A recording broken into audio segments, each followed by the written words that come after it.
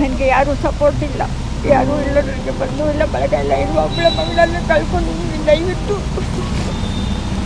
ನ್ಯಾಯ ಕೊಡಿ ಅಂತ ನಾನು ಕೇಳ್ಕೊಂಡಿದ್ದೀನಿ.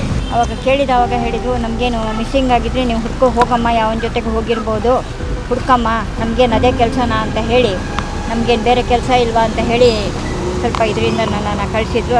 ಅವಳನ್ನು ಸನಾತನ ಹಿಂದೂ ಬ್ರಾಹ್ಮಣ ಪ್ರಕಾರ ಸಂಪ್ರದಾಯದ ಪ್ರಕಾರ ಅವಳ ಅಸ್ಥಿಯನ್ನು ತಗೊಂಡು ಹೋಗಿ కర్ణాటక ధర్మస్థల శ్రీ మంజునాథ స్వామి క్షేత్రం.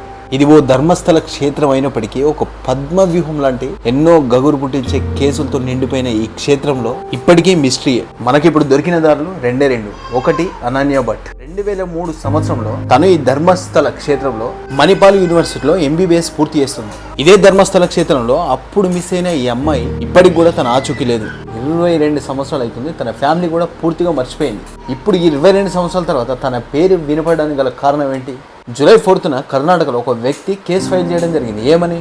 నేను ఈ ధర్మస్థల క్షేత్రంలో 100కి పైగా శవాలను పూడ్చిపెట్టాను, నా పాపలను కడుక్కోవడానికి నా తప్పులను ఒప్పుకుంటున్నా అని పోలీస్ స్టేషన్లో లొంగిపోతూ ఒక కేసు ఫైల్ చేశాడు. ఏమని? అతను చెప్పేది ఏంటంటే, మెయిన్గా చిన్న అమ్మాయిలను, మైనర్ బాలికలను, స్కూల్ పిల్లల్ని, ఇలా చాలా మంది చనిపోయిన శవాలను నా చేతులతో ఇదే ధర్మస్థల క్షేత్రంలో పూడ్చిపెట్టానని క్లియర్గా చెప్తాను. అవి ఏ ప్లేస్లో ఉన్నాయో ఎగ్జిబిషన్ చేయండి, నేను ప్రతి ఒక్క ప్లేస్ని చూపిస్తానని క్లియర్గా చెప్తాడు ఆ వ్యక్తి. ఎగ్జిబిషన్ అంటే లాయర్, పోలీసుల పర్యవేక్షణలో తను పూడ్చిపెట్టిన శవాలను వెలికి తీయటం. అతను చాలా సంవత్సరాల క్రితం ఆ మంజునాథ స్వామి ధర్మస్థల క్షేత్రంలో అక్కడ ఉన్న క్లీనింగ్ సెక్షన్ కి సంబంధించిన ఒక చిన్న ఉద్యోగి. అతన్ని ఈ చనిపోయిన బాడీని పూడ్చిపెట్టాలని తన అధికారులు ఎన్నో శవాలను, తన దూర బంధువులు కూడా ఉన్నారని, అతను దాన్ని వ్యతిరేకిస్తే తనని కూడా చంపేస్తానని బెదిరించడంతో ఆ క్షణం అప్పుడు ఏం చేయలేని పరిస్థితిలో పారిపోయినని ఇప్పుడు తన పాపాలను కడుక్కోవడానికి తిరిగి వచ్చానని చెప్తున్నాడు. జూలై 4న కేసు నమోదు చేశాడు. ఏమని చేశాడు? తనని పూడ్చిపెట్టిన ప్లేస్లకు తీసుకెళ్ళని ఎగ్జిబిషన్ చేసి చూపిస్తా అని చెప్పేసి చెప్తున్నాడు. ఇప్పటికి 20 డేస్ అయినా కూడా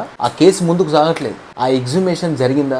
దీని వెనకాల ఉన్న బడాబాపులు ఎవరు? ఎందుకు ఈ కేసు ముందరికి వెళ్ళట్లేదు? దీని గురించి ప్రతి ఒక్క విషయం ఈ వీడియోలో తెలుసుకుందాం. ఇలాంటి విషయాలు మనం తెలుసుకోవాలి. దీనికి సంబంధించి మీరు చేయవలసిందల్లా నా ఛానల్ ఇప్పటి వరకు సబ్స్క్రైబ్ చేసుకోకపోతే వెంటనే సబ్స్క్రైబ్ చేసుకోండి. అయితే ఆ వ్యక్తి జూలై 4th రోజు కేసు వేస్తే ఆ కేసును 11th వరకు మూవ్ చేయలేదు. అతను తను చేసిన తప్పులను ఒప్పుకొని పోలీస్ స్టేషన్లో అంత క్లియర్గా చెప్తున్నాడు. ఫస్ట్ ఆఫ్ ఆల్ చేయాల్సింది ఏంటిది? అతను చెప్పింది నిజమా లేదా అబద్ధమా అని క్లియర్గా తెలుసుకోవాలంటే ఏం చేయాలి? ఈ ఎగ్జిబిషన్ అనేది అధికారుల పర్యవేక్షణలో చేయించాలి. కానీ అది చేయకుండా అతనికి ప్రాణాపాయం ఉంది, అతనికి ప్రొటెక్షన్ కావాలని అక్కడి పోలీసులు అతనికి ప్రొటెక్షన్ ఇస్తున్నారు. అక్కడి కన్నడ మీడియా ఏం చెప్తుందంటే, ఈ ఎగ్జిబిషన్ కి అక్కడ లా ఒప్పుకోవాలి కదా అని చెప్తుంది. అయితే BNS లా ప్రకారం 175 సెక్షన్ ఏం చెప్తుందంటే, ఇలాంటి సిచ్యువేషన్ లో, ఇలాంటి కేసు అయితే ఎలాంటి కోర్టు ఇంటర్ఫియర్ లేకుండా ఎగ్జిబిషన్ చేయవచ్చని క్లియర్ గా చెప్తుంది లా. అయినా కూడా ఈ కేసు ఎందుకు మూవ్ చేయట్లేదు? ఓకే, ఇది ఇలా ఉంటే మనం ఫస్ట్ లో స్టార్టింగ్ లో మాట్లాడుకున్నాం కదా, అనన్య భట్ గారి తల్లి ఇప్పుడు మీడియా ముందుకు వచ్చి, నా కూతురు చనిపోయి 22 years అవుతుంది, ఇప్పుడు ఇతను చెప్పే మాటలు బట్టి నా కూతురు కూడా ఆ శవాలలో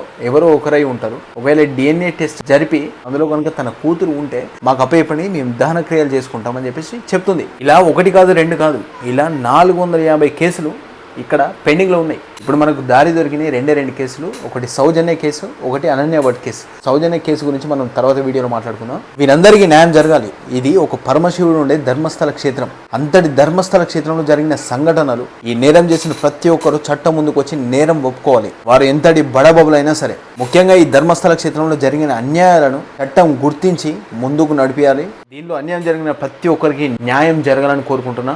అదేవిధంగా ఫర్దర్గా ఈ కేసుకు సంబంధించి ప్రతి ఒక్క అప్డేట్ను మీకు వీడియో రూపంలో అందిస్తాం. మరో మంచి వీడియోతో మీ ముందుకు వస్తాం. Thank you.